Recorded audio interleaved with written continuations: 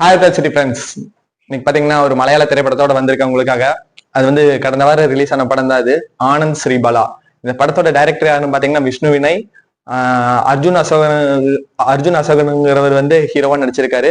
கூட அபர்ணா தாஸும் ஹீரோயினா பண்ணியிருக்காங்க. அப்புறம் பாத்தீங்கன்னா சித்திக் சாரு, பூவே உனக்காக சங்கீதா மேடம், அவங்க எல்லாமே நடிச்சிருக்காங்க இந்த படத்துல. இந்த படம் பாத்தீங்கன்னா ஒரு கிரைம் இன்வெஸ்டிகேஷனை பேஸ் பண்ணி போகுது. அதாவது படத்தோட கதைக்குள்ள ஸ்ட்ரைட்டா போலாம். அதாவது யாருன்னு படத்தோட கதை என்னன்னு பாத்தீங்கன்னா, ஒரு பொண்ணு இருந்துட்டு பாலத்து மேல ஏறி நின்று, ஆற்று பாலத்து மேல ஏறி நின்று தற்கொலை பண்ணிக்கிறாங்க. அப்படி தற்கொலை பண்ணிக்கிறப்ப வந்து அந்த அவங்க அப்பா அம்மா வந்து நைட்டு காணன்னு போய் போலீஸ் ஸ்டேஷன்ல கம்ப்ளைண்ட்டுக்கு போறாங்க. கம்ப்ளைண்ட் கொடுக்கறக்கு, என் பொண்ணு காலையில இருந்து வரல, என்னாச்சு என் பொண்ணுக்கு ஏதாச்சுன்னு தேடி போய் ஒரு கம்ப்ளைண்ட் கொடுக்க போறாங்க. அதே சமயத்துல இன்னொரு கேரக்டர், அதாவது எப்படின்னா ஹீரோ கேரக்டருங்க. அவர் வந்து ஒரு போலீஸாக ட்ரை பண்ற இளைஞர்.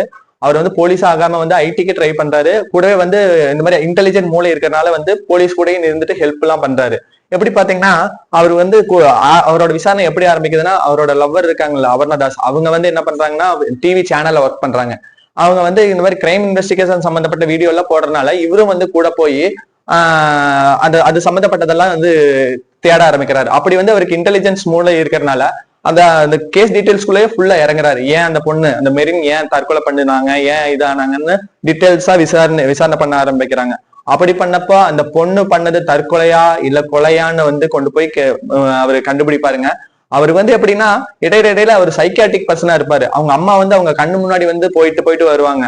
எப்படின்னா அவங்க அம்மா ஆரம்பத்திலேயே ஸ்ரீபாலாங்கிற கேரக்டர் ஒரு நேர்மையான போலீஸ் அதிகாரியா இருந்து மக்களுக்கு வந்து இது ஒரு குற்றவாளி கும்பலை வந்து புடிச்சு கொடுத்துருப்பாங்க. அப்படி இருக்கிறவங்க வந்து ஒரு மர்ம நபரால கொல்லப்பட்டதுனால அவருக்கு வந்து அந்த சைக்கியாட்டிக் ப்ராப்ளம் வந்துடும். இடையில எப்படின்னு கையில கூட அவர் வந்து பிரஸ் பண்ணிட்டு இருப்பாரு. அவங்க அம்மா கண்ணுக்கு முன்னாடி தோன்றி அவருக்கு ஒரு ஐடியா கொடுக்க மாதிரி கொடுத்துட்டு போவாங்க. அப்படி இருக்கிற ஒரு கேரக்டர் வந்து எப்படி அந்த கேஸை விசாரிச்சு ஹேண்டில் பண்ணி அவ்வளவு ஒரு தத்ரூபமா வந்து கொண்டு போனாங்கன்னு சொல்றதாங்க கதை.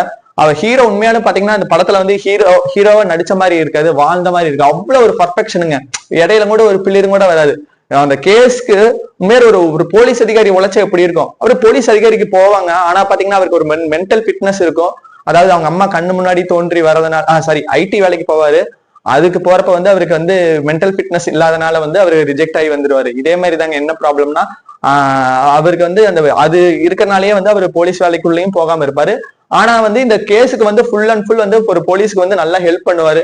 எங்கெங்க இடத்துல எல்லாம் விசாரிக்கணுமோ அங்க விசாரணை பண்ணுவாரு. அந்த பொண்ணு எங்க கடைசியா போச்சு, எங்க பேசுச்சு, யாரோட பேசு, அவரோட இடையில பாத்தீங்கன்னா அவரோட காதலங்களோட சம்மதம் இருக்குமான்னு கூட விசாரிச்சு பார்ப்பாரு.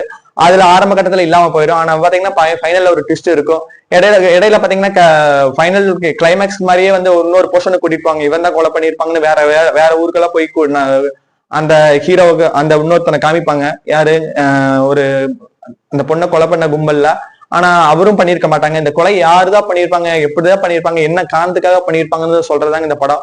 எனக்கு தெரிஞ்ச 5ஆம் பாதிராக்கு அப்புறம் ஒரு இன்வெஸ்டிகேஷன்ல ஒரு அவ்வளவு அழகா கொண்டு போன படம்னா இந்த படம் ஆனந்த் ஸ்ரீபாலா சொல்லலாம். அந்த ஹீரோ சார் உண்மையாலுமே வந்து படத்துல வாழ்ந்திருக்கானே சொல்லலாம். ஆனந்த் ஸ்ரீபாலா சிறந்த மிஸ்ட்ரி சஸ்பென்ஸ் த்ரில்லர்.